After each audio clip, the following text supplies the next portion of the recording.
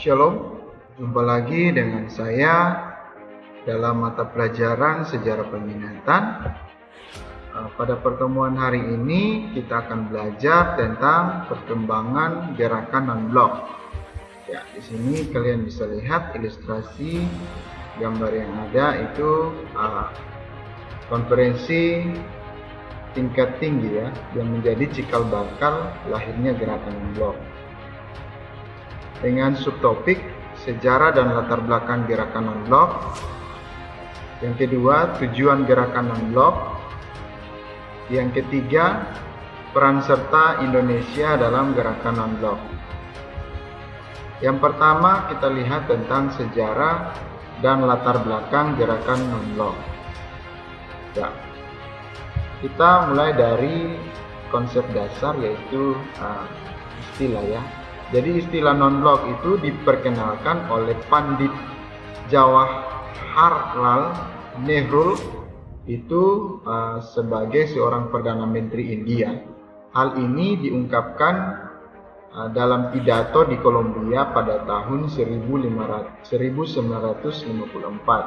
dengan istilah punch-share ya. Jadi dalam pidatonya dia dengan topik atau temanya itu punch-share. Nah, isi dari pidatonya itu adalah yang pertama, saling menghormati integritas teritorial dan kedaulatan. Jadi integritas teritorial itu artinya berbatasan dengan menyangkut dengan batas wilayah dan kedaulatan ya, atau wilayah kekuasaan, daulat ya, batas negara. Yang kemudian yang kedua itu perjanjian tidak saling melakukan agresi atau kontak militer. Jadi itu yang dikemukakan oleh Perdana Menteri luar India, yaitu Pandit Jawaharlal ini dalam pidato di Kolombia pada konferensi tingkat tinggi ya. Yang ketiga, tidak melakukan intervensi urusan dalam negeri negara lain. Jadi tidak diperbolehkan sebuah negara ikut campur atau intervensi segala urusan yang menyangkut dengan negara lain yang bukan hak dan kewenangannya. Poin yang keempat itu setara dan saling menguntungkan. Nah, jadi beliau mengkampanyekan atau mengajak semua bangsa yang ada, semua negara yang ada itu untuk menjalin sebuah kerjasama dengan prinsip saling menguntungkan. Dan yang kelima itu menjaga perdamaian. Jadi itu adalah sejarah singkat tentang lahirnya gerakan non-blok. Tentunya ini merupakan kelanjutan dari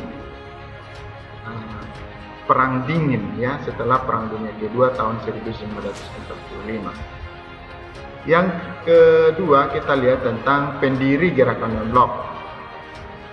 Di situ kalian bisa lihat ada Josip Broz Tito yang merupakan Presiden Yugoslavia, ada Soekarno Presiden Indonesia, Pandit Jawaharlal Nehru Perdana Menteri India, Gamal Abdul Nasser Perdana Presiden Mesir, dan Kwame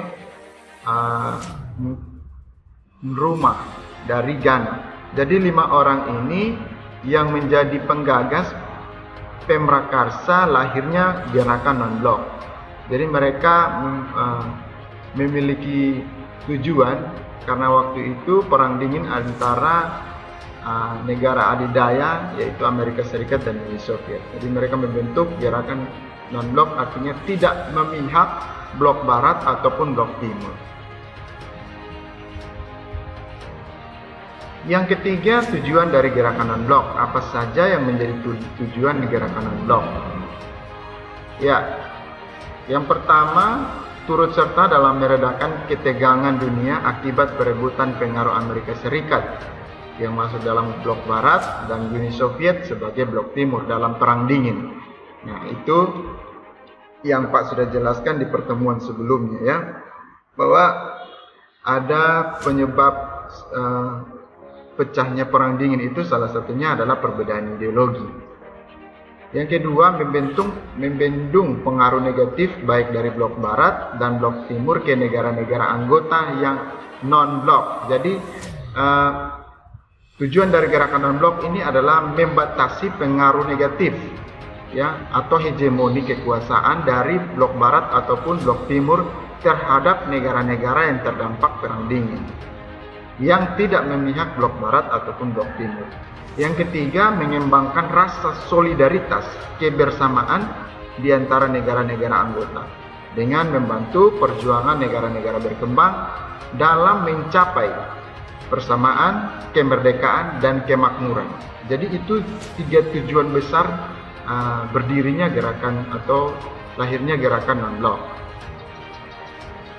Yang keempat, kita harus lihat dan kita harus tahu apa sih peran Indonesia dalam gerakan non-blok.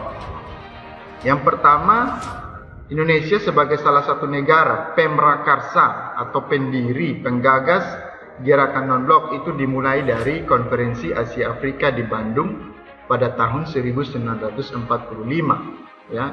Jadi Indonesia menjadi tuan rumah pada Konferensi Asia Afrika. Nah, di situ muncullah ide atau gagasan gerakan non-blok ini. Karena masing-masing negara ingin menjaga kedaulatan dan integritas teritorialnya masing-masing. Yang kedua, sebagai negara pengundang pada konferensi tingkat tinggi gerakan non-blok yang pertama. Jadi ini kalau mau dilihat dari peran serta Indonesia ini cukup besar sekali dalam pembentukan gerakan non-blok.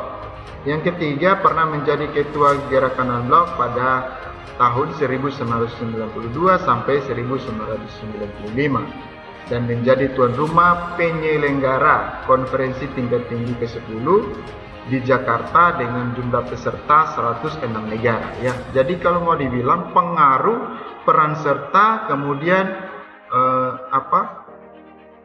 peran aktif yang dilakukan bangsa Indonesia untuk menjaga perdamaian dunia sesuai dengan politik kita bebas aktif itu sangat besar melalui berbagai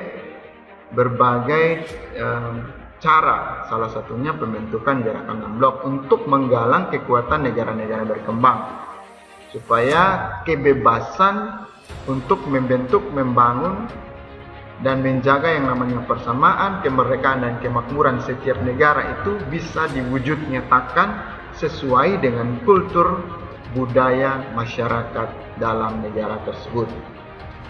Yang keempat, turut serta dalam memecahkan masalah dunia berdasarkan perdamaian dunia, memperjuangkan hak asasi manusia, tatanan ekonomi dunia dengan asas keadilan. Indonesia memandang gerakan non-blok ini sebagai wadah yang tepat bagi negara-negara berkembang untuk memperjuangkan cita-citanya. Jadi 4 poin ini sangat berarti, sangat besar sekali manfaat dan maknanya yang diberikan Indonesia untuk dunia.